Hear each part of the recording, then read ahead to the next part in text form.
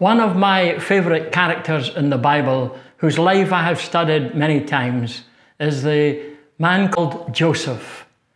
There is so much of his life reported for us in the book of Genesis, and he is a model for us how to live our lives for God.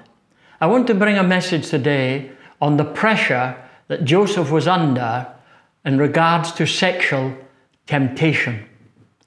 When we consider this issue in today's world, because we're living in a world that's a cesspool of sin, and sexual sin is more and more prevalent in society.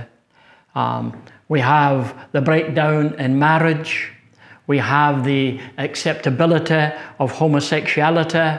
We have a trend in society where sexual sin is not viewed as sin.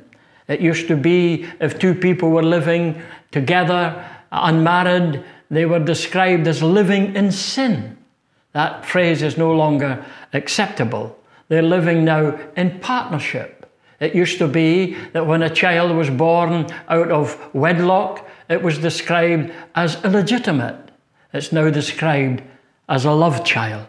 And so many ways, even in the laws of the land, we have adopted to the pattern of sinfulness without embarrassment. I have counseled many young people through my experience in the work of Glow over many years, where young people who were in a relationship with each other felt no shame to be engaged in sexual sin. And so we may ask the question, was it easier for Joseph in his day to live above this temptation, or is it different for us today? When we think of Joseph's family, his circumstances, how difficult it was for him to live uprightly within his home and with his own brothers. And then, of course, we know the story well, that he was sold as a slave and transported from home in Hebron to Egypt. And, of course, there he became a servant in the home of Potiphar, an army captain. It was very difficult for him to readapt to a different culture, I'm sure. But after some considerable time, he stabilized himself and he fitted in to a working pattern. And so in Genesis 39, we have a description of his circumstances and his environment. He was very well accepted by his boss, Potiphar, and he was given a lot of responsibility. And if we break in chapter 39 and read a few verses to capture the incident that I want to speak about, it says, of course, throughout the chapter, the Lord was with Joseph and blessed him greatly.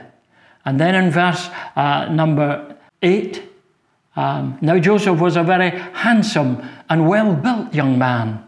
And about this time, Potiphar's wife began to desire him and invited him to sleep with her. But Joseph refused. Look, he said, my master trusts me with everything in his entire household. No one here has more authority than I do. He has held back nothing from me except you, because you are his wife. How could I ever do such a wicked thing? It would be a great sin against God. She kept putting pressure on him day after day, but he refused to sleep with her, and he kept out of her way as much as possible. One day, however, no one else was around when he was doing his work inside the house. She came and grabbed him by his shirt, demanding, sleep with me. Joseph tore himself away. As he did, his shirt came off. She was left holding it as he ran from the house. And of course we know the end of the story as it turned out, imprisonment through injustice. When we think of this situation, was Joseph any different from a late teenager who today faces the same challenge of sexual temptation? I want to say a little then about the pressure of sexual temptation on Joseph. And I want to say something about the power to overcome this temptation, and perhaps to mention the pleasure that Joseph had in achieving victory in his life. The Bible is very realistic, and Joseph, it says, was handsome young man and well built. He was good looking. Potiphar's wife might have caught a whiff of his aftershave one morning as he passed by her, and she noticed how good looking he was. And it says she had a desire to have him. No doubt not only in good looks, Joseph had a very pleasant personality. He got on well with people, and he was popular. I assume that this woman was a beautiful woman and very attractive. So her approach to Joseph is very direct, and there's no subtlety attached to it. She simply says, "Come to bed with me." Joseph's immediate response is a flat denial. "No," he says, "my master has put his trust in me, and to do such a thing would betray his trust, and it would be a sin against God." Was Joseph so holy that he had no natural inclination to move in this direction?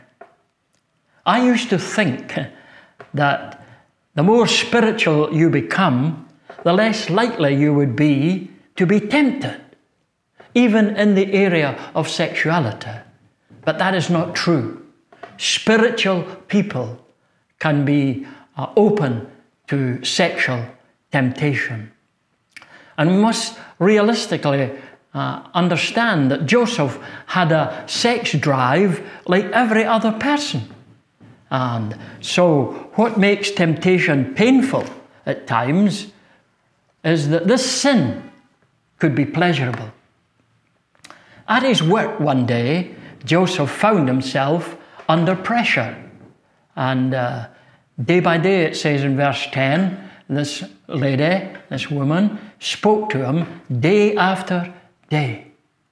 And the pressure of temptation came to Joseph because of the circumstances that he was in.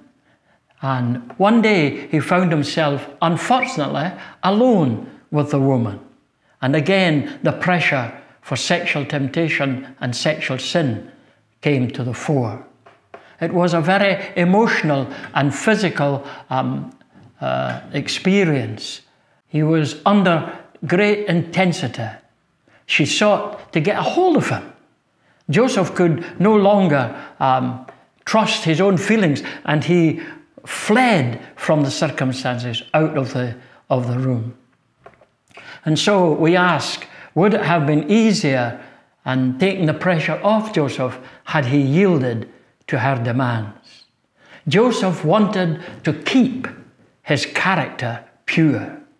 It was not an easy struggle. He was then, of course, faced with the accusation from the woman that he had attempted to rape her. And the injustice of such an accusation led him to be imprisoned without any trial. Joseph lost his freedom. He lost his job. He lost everything except his moral purity. And so we think of the present circumstances today. And I speak particularly to our young people who are being bombarded from every direction to yield in this area of sexual temptation. We live in a very wicked world, and there is intense pressure amongst young people to live such a life. And of course, there can be pressure from a friend that a young person falls in love with.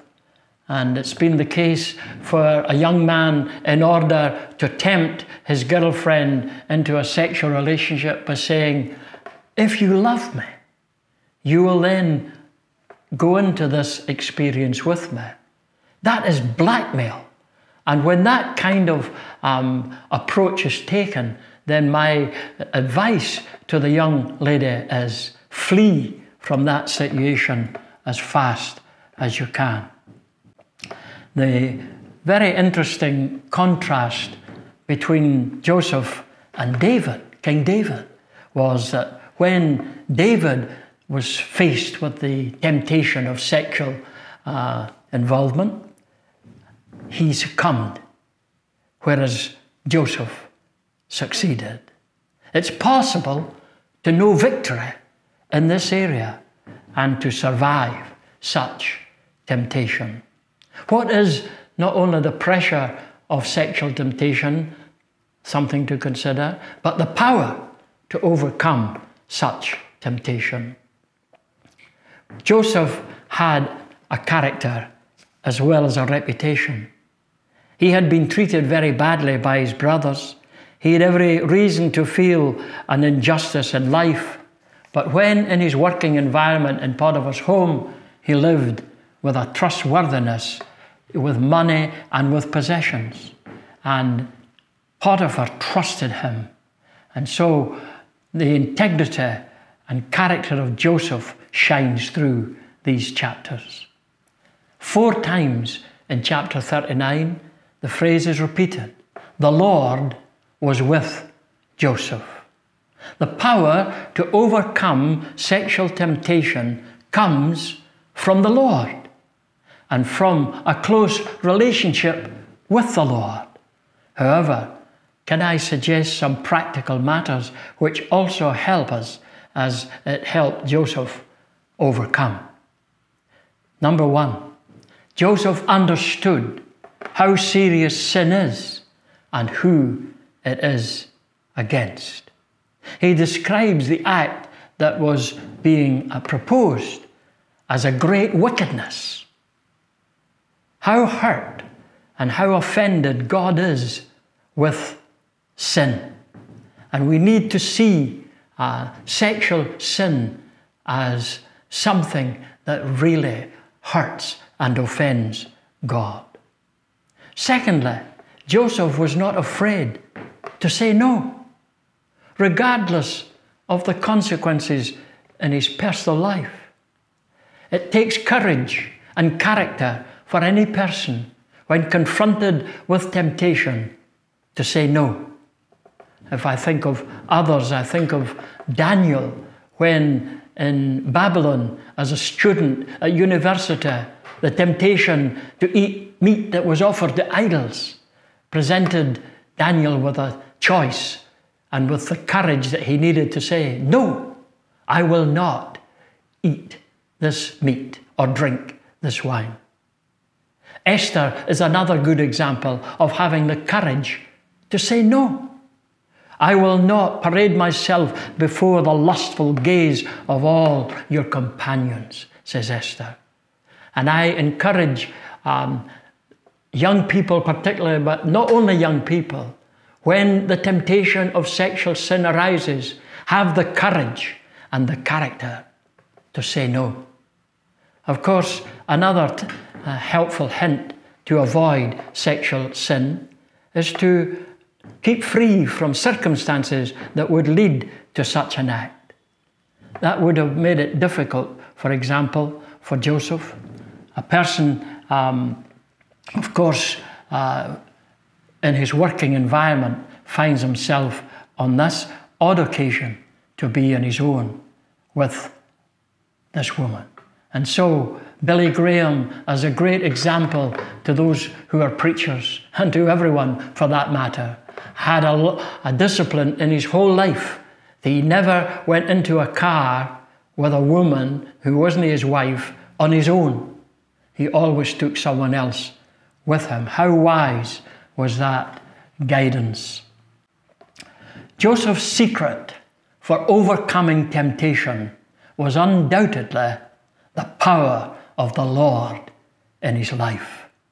That's a lovely phrase. The Lord was with him. The Lord said, of course, the devil cometh, and he findeth nothing in me. So we need to experience the power of the Lord living in our life, that when the devil tempts us, he will find nothing to respond to that temptation. Paul says in that great teaching in Galatians 2:20, I am crucified with Christ. Nevertheless I live, yet not I, but Christ liveth in me. The Holy Spirit having full control in my heart and mind. I must be prepared to yield to the Spirit each day. And we need to understand what it means to be filled with the Holy Spirit as taught in Ephesians chapter 5. We need to put to death, according to Romans 6, the old nature and allow the Lord through the Spirit to live inside our lives. And so when temptation comes, for it will come, make no mistake that we cannot live our lives without temptation. And the temptation to sexual sin is more and more increasingly a problem in today's society. May God help us to honour His name and maintain the purity of character and be like Joseph. Despite losing our reputation, we might spare and save our character. May God help us to overcome and know the power of the Lord living in our life.